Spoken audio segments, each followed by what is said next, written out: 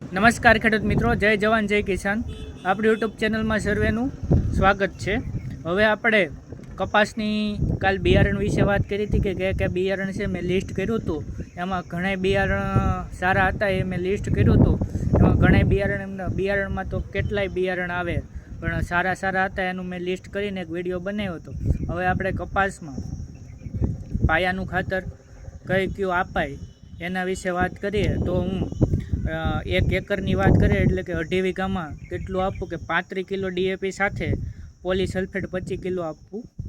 પાયાનું ખાતર જે આપણે વાવીએ એમાં 35 કિલો DAP સાથે 25 કિલો પોલીસલ્ફેટ વાવવું. પછી આ બધી હું જે ભલામણ કરું છું એ 1 એકર એટલે કે 2.5 વીઘામાં આ બધી ભલામણ કરું છું. અથવા બીજો વિકલ્પ એમ છે IPLનું મ્યુરેટ ઓફ પોટાશ આવે છે એ 25 કિલો સાથે એરંડીનો ખોળ કે એ મિક્સ કરવું. લીંબોળીનો ખોળ છે ઓલામાં મિક્સ કરવું પોલીસલ્ફેટ કે એરંડી અને જે લીંબોળીનો ખોળ છે એ તમારી જરૂર મુજબ આપવો જોઈએ. જો ઉનાળામાં દેશી ખાતરને એવું ભર્યું હોય તો આપવાની જરૂર નથી, પણ જો ન ભર્યું હોય તો આપી શકાય.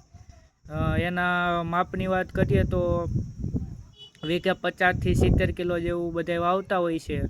પણ પછી જો તમારી જમીન આ બધા ખાતર વાવવાના હોય એ જમીનનો ટેસ્ટ પ્રમાણે કે સોઇલ ટેસ્ટ કરાવીને કેટલું શું ઘટે છે એ પ્રમાણે હોય. પણ પાયાના ખાતર અત્યારે આપણે વાત કરીએ તો યુનિવર્સિટીની કે કોઈ ભલામણ હોય કે આ રીતે ભલામણ હોય. પછી કપાસ વાવતી વખતે જો આગોતરું આયોજન કરવું હોય તો કપાસનો વાવણીનો સમય મેના છેલ્લા અઠવાડિયાથી જૂનના પહેલા અઠવાડિયા સુધી છે. અને સમયસરનું વાવેતર કરવું હોય તો જૂનના બીજા અઠવાડિયાથી લઈને જુલાઈના બીજા અઠવાડિયા સુધીનું કપાસનું વાવેતર સમયસરનું વાવેતર કરશે. આગોતરા આયોજન જે કરતા હોય છે એમાં મુખ્ય સમસ્યા એ આવતી હોય છે કે એમાં રોગ જીવાતને વધુ સમસ્યા થોડીક વધુ રહે છે અને છેલ્લે ઉત્પાદન ઘટતું હોય છે. એટલે કે ધ્યાન રાખવું કે વહેલું જે કપાસનું વાવેતર કરે એમાં રોગ જીવાતનો એટેક વધુ આવતો હોય છે, એના લીધે ઉત્પાદન સરવાળે ઘટતું હોય છે. એટલે આગોતરું આયોજન બને ત્યાં સુધી ટાળવું જોઈએ.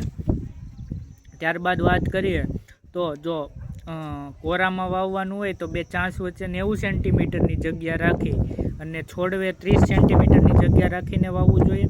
અને જો પિયતવાળું હોય એમાં વાવેતર કરવાનું હોય તો 2 ચાંચ વચ્ચે 120 સેન્ટીમીટરની જગ્યા રાખી અને 2 છોડ વચ્ચે 45 સેન્ટીમીટરની જગ્યા રાખવી જોઈએ. કારણ કે પિયતના લીધે એનો છોડવાનો ઘેરાવો વધતો હોય છે એટલે જગ્યા વધુ રાખવાની હોય છે.